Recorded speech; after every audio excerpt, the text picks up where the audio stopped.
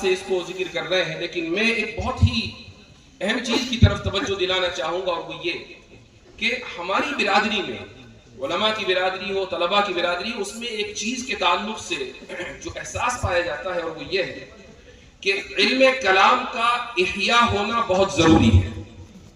چونکہ کل کی پوری ڈیبیٹ علم کلام سے متعلق تھی۔ ہم علم کلام کا لفظ پڑھتے ہیں، اس اصطلاح سے واقف ہیں، اور اس فن کی ایک کتاب بھی پڑھ لیتے ہیں، لیکن ہمارے پاس کتابوں کا، خود ہمارے اکابر کی کتابوں کا لکھا ہوا جو ذخیرہ ہے، ہم اس سے بالکل نابلد ہیں۔ میں چند باتیں آپ کے سامنے رکھوں گا، آپ کو حیرت ہوگی کہ ہمارے اکابر کس درجے کے اوپر جا کر سوچ رہے تھے۔ مثال کے طور پر علامہ کشمیری رحمہ اللہ نے ایک کتاب لکھی، مرقات الطارم لحدوث العالم۔ اس پر ایک مقالہ بھی میں نے ابھی جو پچھلے ہفتے سیمینار ہوا تھا اس میں لکھا تھا۔ اس موقع پر مجھے یہ کتاب پڑھنے کا اتفاق ہوا۔ اس میں سب سے پہلی بات تو یہ ہے کہ علامہ کشمیری سے 1928 میں علامہ اقبال مسئلہ زمان و مکان کے بارے میں ڈسکس کر رہے تھے، خط و کتابت کر رہے تھے۔ وہ یہ جاننا چاہتے تھے کہ زمانے کی حقیقت کیا ہے، مکان جس کو ہم انگریزی میں اسپیس کہتے ہیں، اس کی حقیقت کیا ہے۔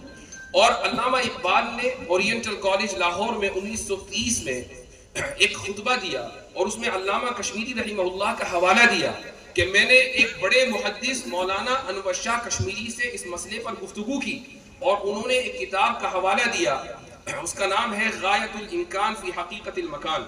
تو یہ کتاب علامہ کشمیری نے علامہ اقبال کو بھیجی کہ آپ اس کتاب کو پڑھیں۔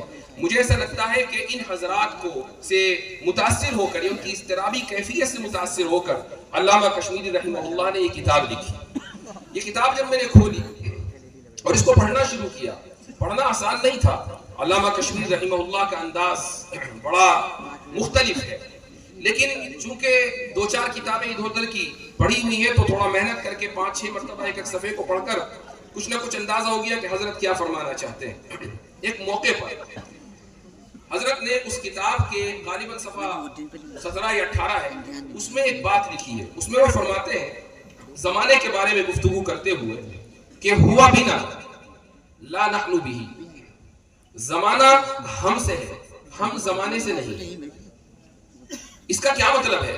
یہ 3-4 الفاظ انہوں نے لکھ دیے اور آگے بڑھ گئے۔ اس کا کیا مطلب ہے؟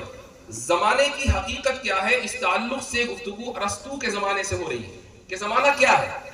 ارسطو نے یہ کہا کہ زمانہ مقدار حرکت کا نام، یعنی حرکت کو ناپنے کا ذریعہ ہے، اور یہ ایک حقیقت مطلقہ ہے جو خارج میں موجود ہے اور قدیم ہے، یعنی